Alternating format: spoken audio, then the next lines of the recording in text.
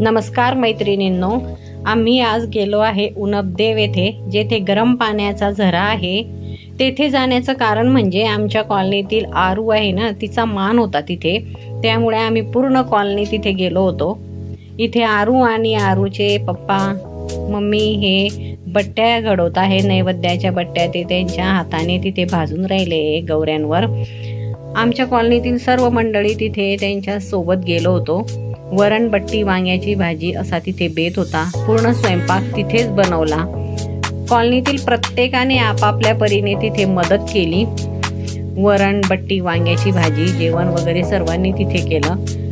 सर्वांना खूप एन्जॉय झालं तिथे गेल्यावर। आणि मग सर्वजण घरी आलो।